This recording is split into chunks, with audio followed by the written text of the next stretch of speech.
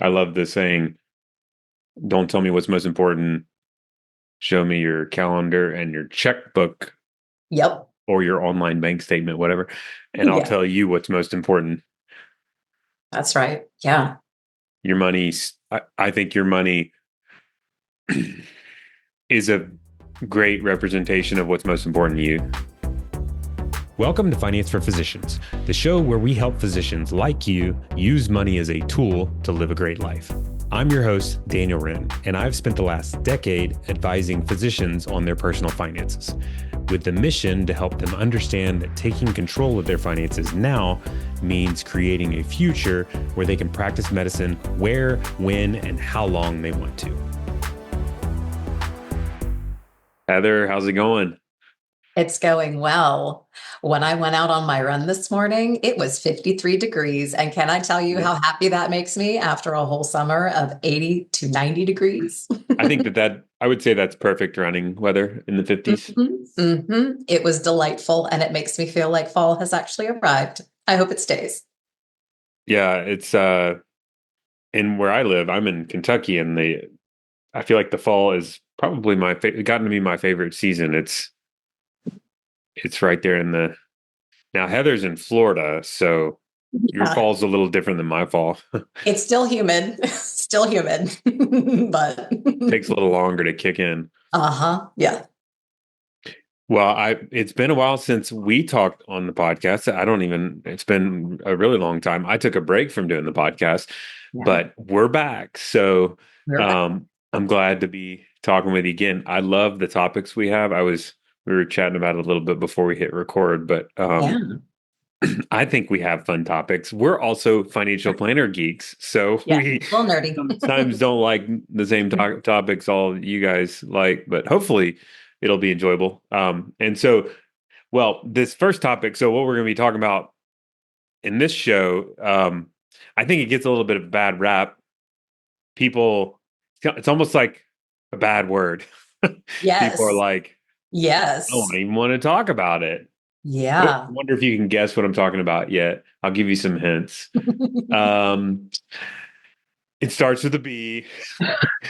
It involves figuring out where your money's going. Yep. The Yep. B word, budgeting. Yes. Yes. I personally don't love budgeting. I don't budget. And I watch where my money's going, but I don't know exactly where it's going, like every category, every month. So I have noticed in working with families with their money, everybody has kind of their own flavor of budgeting. So, um, and it kind of evolves over Yep. time too. So, I don't think that there's necessarily a right or wrong way to do it, but I do think it is something everyone should do, or maybe a better way of saying it is it's a helpful exercise to do for everyone especially at a minimum every once in a while. So hopefully we can shed a little light on some ideas for how to budget without making it so monotonous or undesirable. Absolutely. It should not be viewed as a punishment. It Yeah. should be something to feel empowered by. Yeah. Yeah. And at the end of the day, I guess maybe a good starting point is like, why are, what's the reason to budget? Like, why should I budget? I mean, that's probably a good starting point. What's the purpose of it? Yeah. Yeah. I think for a lot of people, when they hear the word budgeting, their first thought is, I need to cut back on something. There's something wrong. I'm overspending. And Mm, that's why I would think about a budget in the first place. But I would argue that budgeting is so much more, and it really has a lot to do with how we feel in control of our money, as in, how do we get clarity about where our money is going, mm, and how do we feel good about that being in alignment with our values and our goals.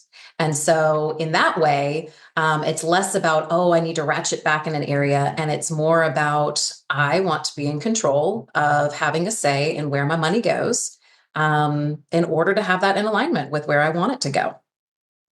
yeah. You know, I love the saying, don't tell me what's most important. Show me your calendar and your checkbook Yep. or your online bank statement, whatever, and I'll Yeah, tell you what's most important.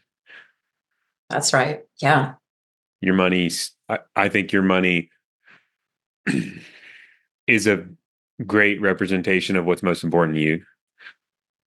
absolutely. And sometimes money can also be an indication of where we've just gotten into a habit with something without looking at it to see if it's where it is still important. So things change over time, right? And so sometimes, like, Mm. the subscription we had 3 years ago might not be something that we'd really want to continue if we were Yeah. even looking at it on our statement to know that that's still being pulled. I don't watch that streaming service anymore. Right. Yep. And that's, yeah, like everybody's got Netflix and Hulu and all those things, or a lot of people. And it's like, are you actually using the thing that you're spending money on? We have families we work with that have boat, a boat Sure. payment kind of, or is, related expenses, and they don't actually use the boat any. And that's another example of um potentially not being, it may have been a potential desirable thing to use, but if you're not using it, it's not even, no sense spending the money on it. Right, right. Sometimes that happens to fall into the category of, say, gym memberships or fitness things. Yeah. Um, But it's like, but I'm going to use it in next week. yes, well, and if that's the case, right? If that's the case, like if that's the goal, then absolutely it should still be there. And then it's a Mhm. focus on how do we actually put that into use. So, Yeah.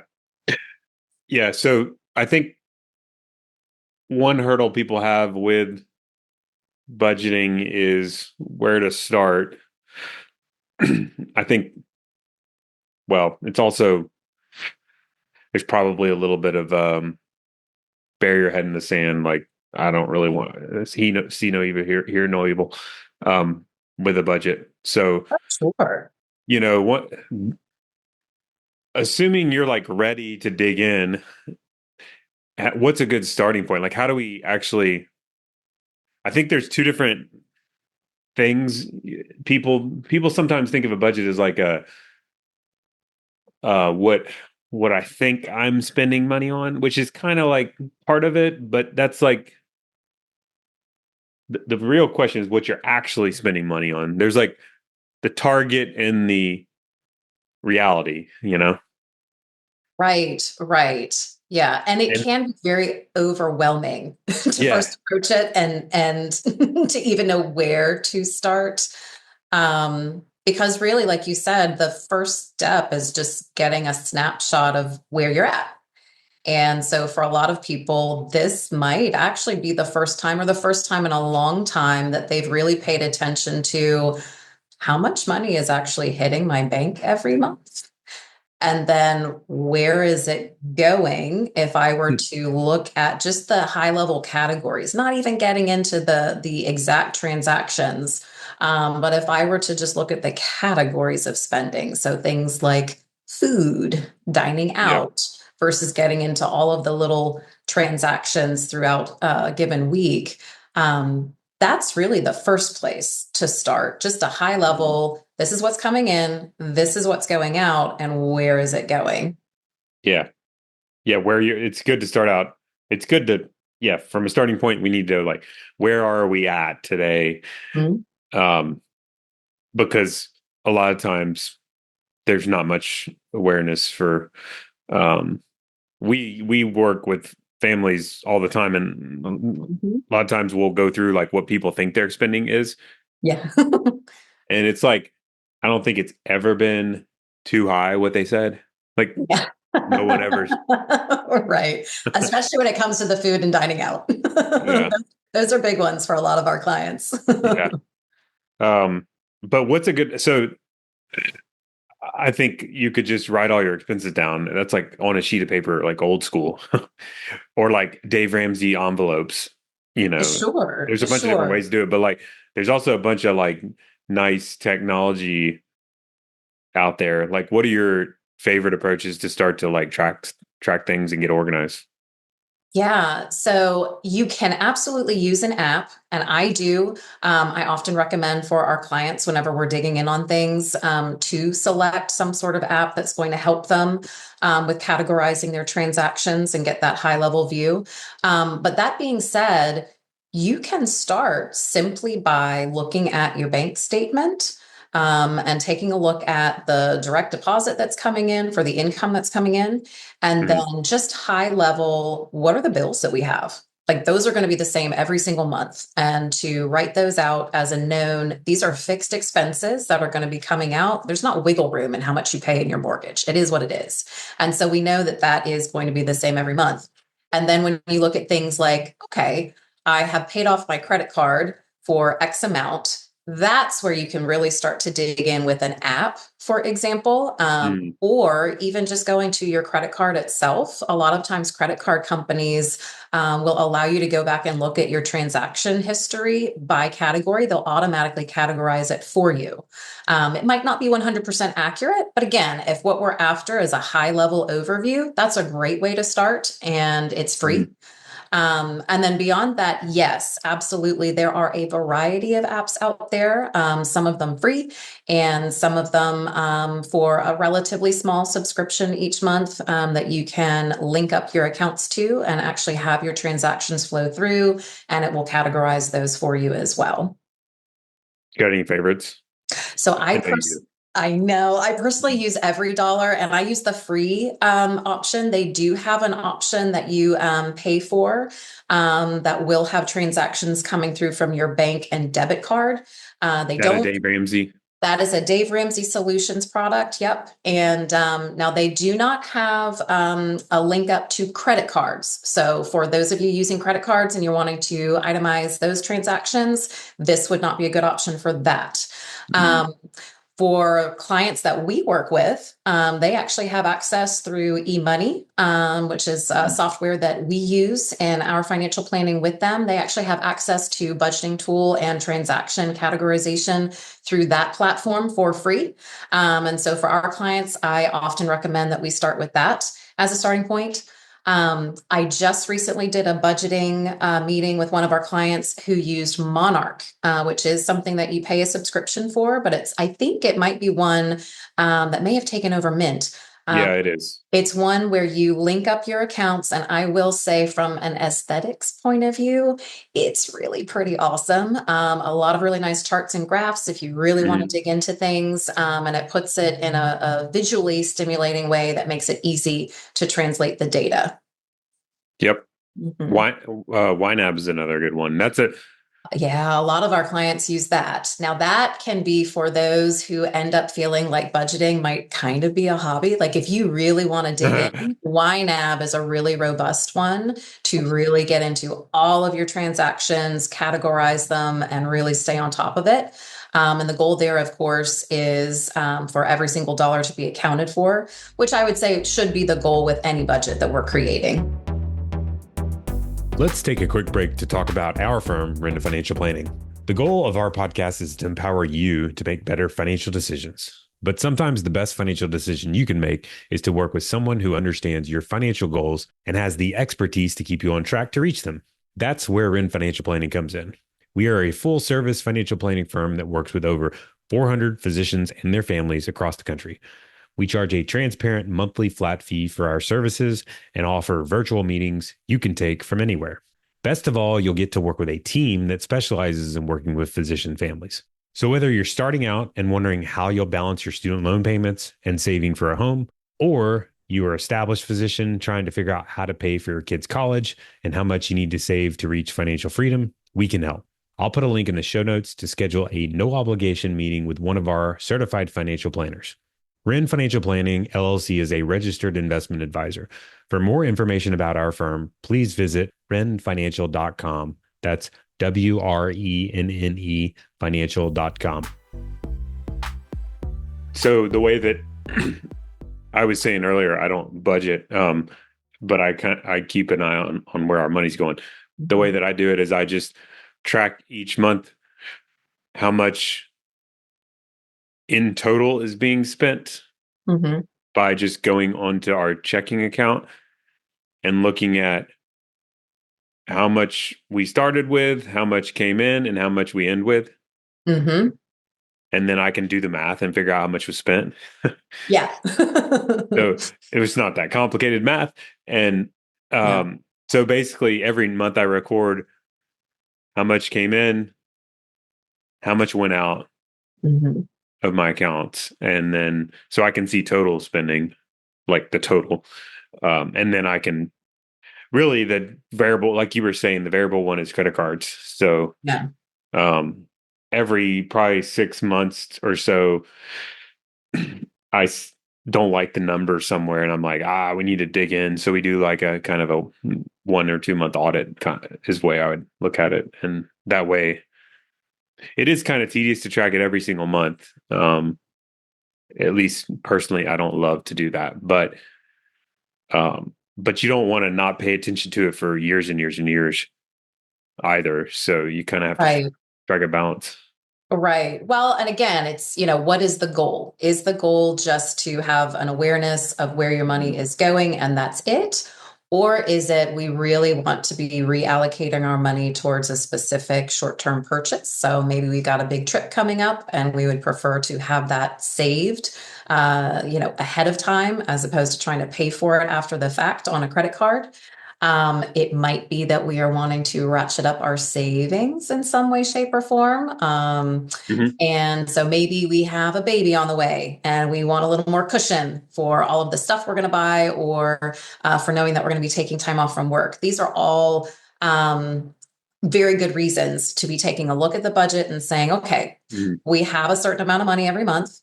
And we know that in order to build up some savings, we have to reallocate the way that we're spending it right now. And so that's where budgeting can really come in handy to figure out where's the wiggle room, because we know it's not going to be changing our mortgage amount, but where's the variable spending areas that we can shift things to say, maybe we don't eat out so much this month in order to save a certain amount and put it into a savings account for Hmm. what we really want to spend it on in the future. And I like to say, whenever I'm working with people, a lot of times, again, budgeting can feel like punishment, like a bad thing. I've done something wrong. I'm doing something wrong with how I'm spending my money.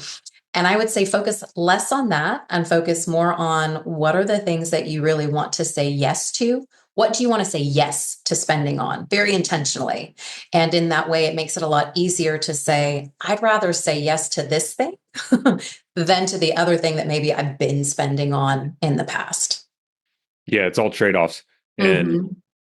I think one approach that I have used before and have, I think, can work really well is to go through and look at if you are going to say it's kind of along the lines of the trade-offs. Like if you're looking at thing you regularly spend money on, say it's like I don't Hulu subscription or something. Yeah. And Yeah. you're like, how important is that to me? So you kind of rate the spending on a level of how important it is to you. You could even use a number scale. So it's like one Yeah. through five. Yeah. And so you go through, I mean, you could even go through every single transaction, but maybe you go through the categories at least. Mhm. And for those that are, so a five is most important, one is least important. Maybe the things that are like a one, you're like, okay, we're going to cut those things or spend less in them. And then on top of it, you come up with the plan for where the excess money is going to go Mhm. when you or as you spend less so that it doesn't get because the problem is it just kind of it'll creep into another expense if you don't um, do something about it. So that's kind of like Yeah. the phase two of budgeting is like Yeah. as you start to ideally make adjustments to where you're spending that aligns more with your values, you then are intentional about redirecting the money in alignment more with what you've defined as like the top priorities. Yeah, absolutely. And I think it's a lot easier to do the rating when you know the thing that you're actually trying to work towards. Again, getting back to that, would you rather, right? Would you Mhm. rather watch the Hulu or would you rather do this other thing that you've got your eyes set on? Yeah, or or could even be spending money or I'm sorry, saving more money, Yeah, but it could also be giving more money. absolutely. Yep. Yep. So everybody's going to be different. But the Yeah. last thing about budgeting, I think that's important that I don't know how many people are thinking about this, but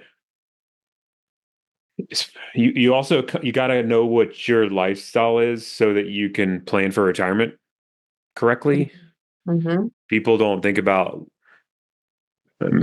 maybe a lot of times people aren't thinking about lifestyle when they're thinking about retirement planning. Maybe they think about how much money they need, but the key factor we have to know is like, what is that? How much money do you need every month for the rest of your life in order to retire? So that's where lifestyle comes in. So basically, we have to know like what your lifestyle is and then use that to estimate what it's gonna be in retirement Yeah.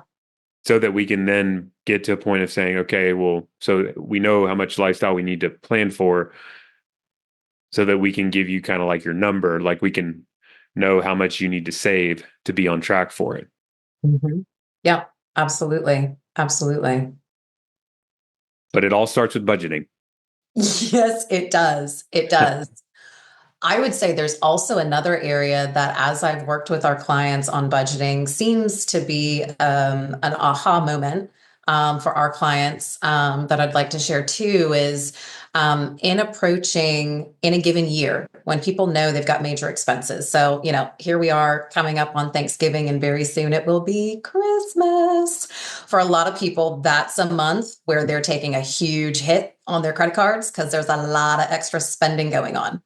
And Mhm. so, something that people might consider in order to not feel such a big hit is to plan ahead for that. Like, start saving for Christmas in January. Set aside a little bit each month. And then that way, you've already got it in cash ready to go. Mhm. And it's not a big hit to your cash flow.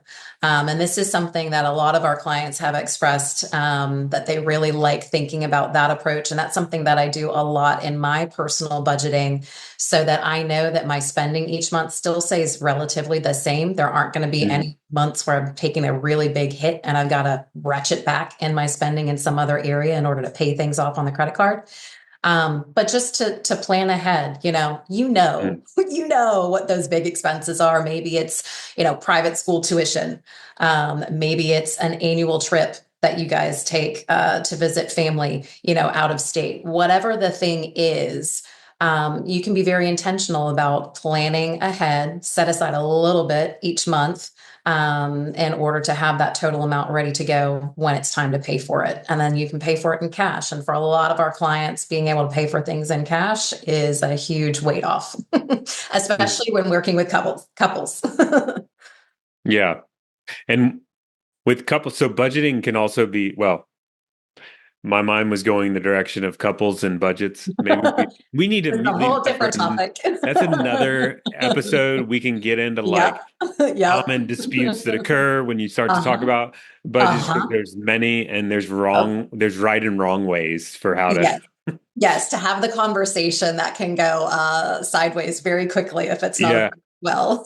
If you want us to cover that, let me know. I think we'll cover that either way because that seems to come Yeah. up all the time. But Hmm. Hmm. we'll definitely put that on the docket for another day. But I mean, I think the takeaway is like it doesn't. You can do your own flavor of budgeting.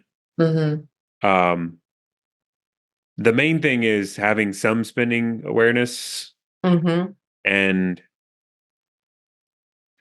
over time maybe adjusting that to your situation. But like you don't want to be like completely unaware is the Right. thing I would advocate for is have some level of awareness um and you're gonna feel a little better about it. It seems like it might be a little like that's not gonna be any fun or whatever, but people that know where they're spending overall that's a less stressful situation. You at least know where you stand. um And the other thing too is you really if you especially if you have kids, Yep. um, you they see you budgeting, which is kind of a big Yes. deal. Yes. You're modeling what you want to teach. Right. Yeah. And there's a lot of opportunities for conversations to happen surrounding that. Uh-huh. Um, That's another podcast that episode. is another podcast. Put that one on the docket. We need to Yes. talk about teaching your kids how to budget. Yes. But yeah, but that, I mean, that's just further reason to have some spending awareness. So I think that's the takeaway. Other parting thoughts on your end, Heather, for takeaways? Yeah, I mean, I totally agree. I think for so many people, when they feel stressed about their money, it often has to do with just not having clarity about what's coming in and what's going out. And same thing for, couple dynamics. A lot of it has to do with just that awareness of what is going on. And then once you know that, that's when you are in such a better position to ratchet back in areas, ratchet up in areas, and just really take a look and say, does this align with where I want to be spending my dollars? Am I being a good steward of what's coming in? And also, again, modeling for your family. Awesome. Yeah. Well, if y'all have other topics that related topics you want us to cover, let us know, or questions. Feel free to reach out with questions. And we'll definitely, we definitely need to catch back up and get into some of the marital dispute one that we need to put that on the docket for sure. Yeah. And teaching kids about money. I think those are good ones for the future. But Absolutely. I appreciate you sitting down with me, Heather. Absolutely, Daniel. Good to be back. No guests or clients appearing on the podcast received any form of compensation for their appearance and obtained no other benefit from us. It should not be assumed that every client has had the same experience.